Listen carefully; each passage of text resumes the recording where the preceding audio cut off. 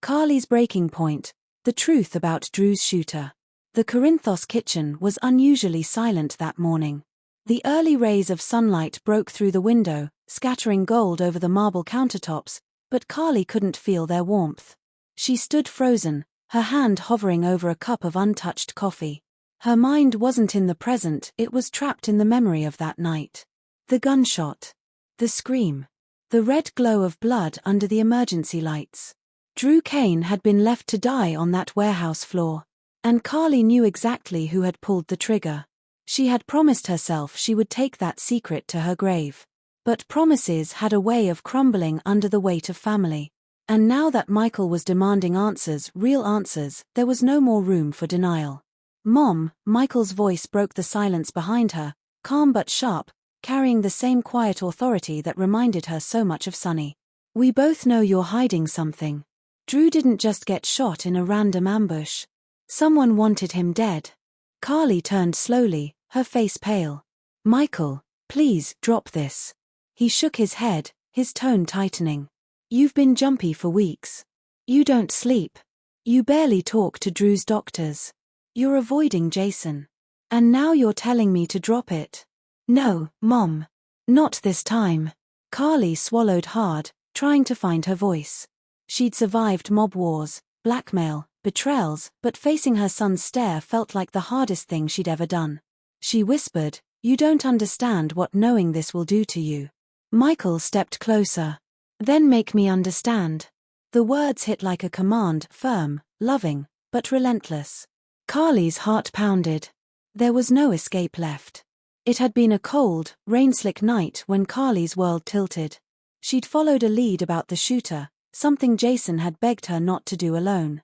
But Carly had never been one to listen when her instincts screamed louder than reason. She'd found herself outside the docks, hidden behind crates, when she heard voices. One of them, low, dark, unmistakable, sent ice through her veins. "Leave him alive just long enough to send a message," the man had said. "No one crosses me and walks away." Carly leaned forward, her heart racing. The man stepped into the light, rain dripping off his leather jacket.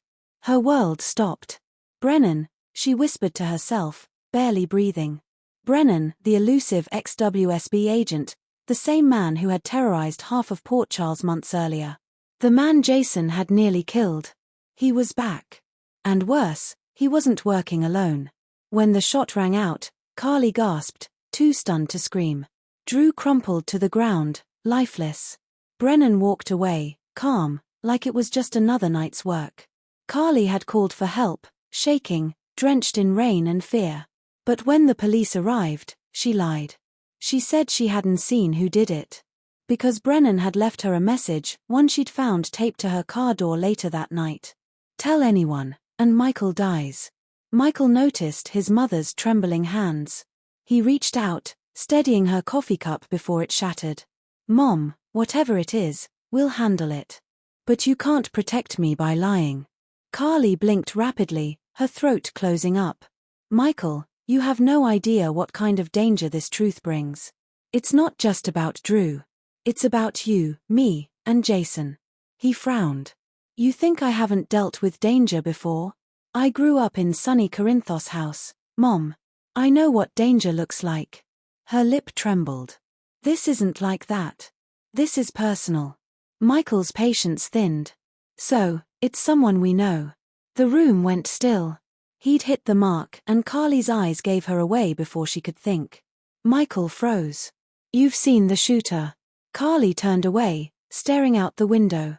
"I wish I hadn't." "Who was it?" His voice was low, steady, but beneath it burned anger and fear. She shook her head, whispering, "I can't."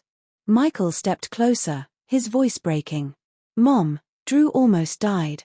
If there's a chance to stop this person before they hurt someone else, before they hurt us, you have to tell me."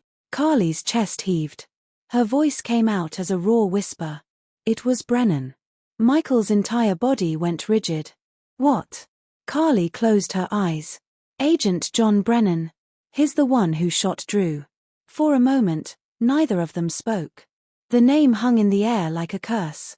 Michael took a step back, the realization hitting him in waves. But Brennan's supposed to be dead. Jason said he disappeared after the WSB raid. How could he even? He's alive, Carly interrupted softly. And he's back in Port Charles. Michael's pulse raced. You knew this and didn't tell anyone? Tears filled Carly's eyes. He threatened you, Michael. He said if I told anyone, if I breathed a word, he'd come after you. After Willow. After the kids. Michael's breath caught. You think keeping silent made it better? Mom, if Brennan's alive, he's still out there. You think he won't come after us anyway? Carly turned away, her body shaking. I've been watching every shadow, every car parked too long on the street. I thought I could protect you by pretending it never happened. Michael's frustration cracked into heartbreak. You've been carrying this alone. Her tears fell freely now. Every day. He took a step closer, his voice softening. You should have told me.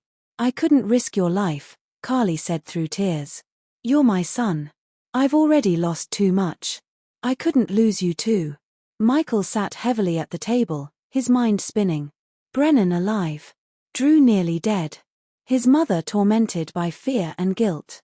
He exhaled slowly. Okay. Then we deal with it.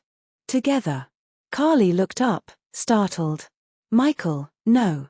I mean it, he said firmly. I'll call Jason. We'll find Brennan before he finds us. Carly's voice broke. Jason doesn't know yet. He thinks one of Pikeman's guys pulled the trigger. Michael clenched his jaw. Then it's time he heard the truth.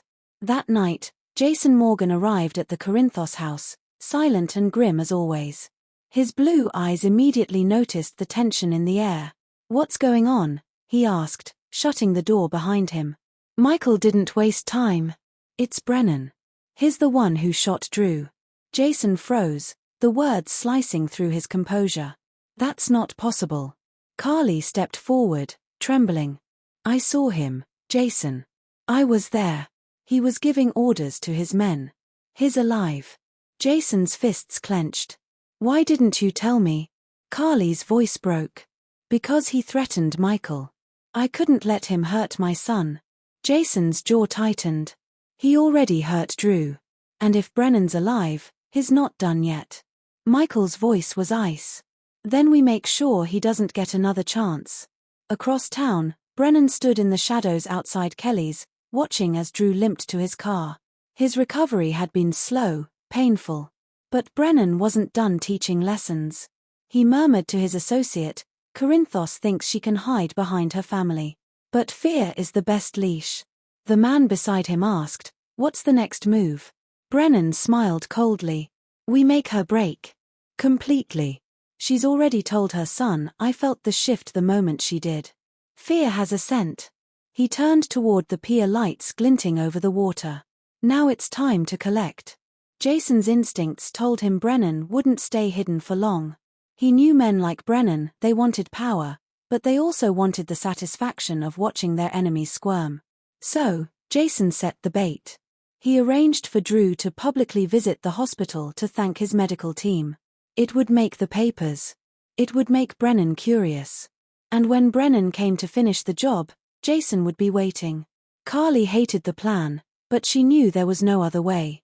If anything happens to Drew, she whispered. Jason met her gaze. It won't. I'll stop him. Michael squeezed her shoulder. We're ending this, Mom. Once and for all. The night of the trap, Carly couldn't stay home. She waited in the hospital corridor, heart pounding, every nerve screaming with tension. Then, gunfire. The sound shattered the quiet night. Carly ran, ignoring the nurse's shouts, until she reached the stairwell where Jason and Brennan faced off, guns drawn. Put it down, Brennan. Jason barked.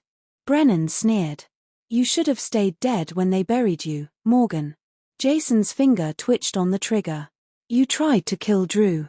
You threatened Carly's son. You don't walk away from this. Brennan's smirk widened. You think killing me changes anything? There are others. I was just the beginning. Suddenly, Brennan lunged, Carly screamed, and a single shot echoed. When the smoke cleared, Brennan lay motionless on the floor. Jason stood over him, gun smoking, eyes hard. Carly trembled, covering her mouth. It was over. Finally over. The police swarmed the hospital. Anna Devane arrived within minutes, assessing the scene with her usual sharp calm. Jason acted in defense, she said quietly after questioning. Brennan was a fugitive and a threat. This case is closed. But for Carly, nothing felt closed. The weight of her silence, the nights of fear, it all crashed down. She broke down in Jason's arms outside the hospital. I should have told you sooner. Jason shook his head. You did what any mother would have done. Michael approached, his face soft but steady. Mom, it's okay. He's gone. You're safe. She looked up at him, tears streaming down her face. You'll never know how scared I was for you. Michael hugged her tightly. You don't have to be scared anymore. Days later, Drew finally woke up stronger, able to walk again. When Carly visited him, guilt still shadowed her expression. He smiled faintly. You saved my life, Carly. Jason told me everything. Her voice broke. I almost got you killed. He shook his head. No. Brennan did. And now he's gone. But when she left the hospital, a strange envelope waited on her car windshield. Inside was a single note, written in Brennan's sharp handwriting. One dies, another rises. You'll never see it coming. Carly's heart stopped. Later that night, as Carly sat in her living room staring at the note, Jason entered quietly. Another message, he asked, reading her face. She handed it to him, and he frowned. Someone else is continuing Brennan's mission. Michael appeared from the kitchen, tense. Then we find them before they find us. Carly looked at both men, the two people who'd always stood by her no matter what, and felt a spark of strength return. She wiped her tears. Then we fight. For Drew. For family. For everything Brennan tried to destroy. Jason nodded. Together. And for the first time in weeks, Carly believed it. Because she knew, whatever came next, Port Charles would never break her again. A week later, as dawn broke over the docks, a man in a dark coat made a call from a payphone. Phase 2 has begun, he said calmly. Brennan's death was just the trigger. We move on to the next target. He hung up and slipped into the fog. In the distance, the Corinthos coffee warehouse lights flickered, then went out. Carly's nightmare wasn't over. It was only beginning.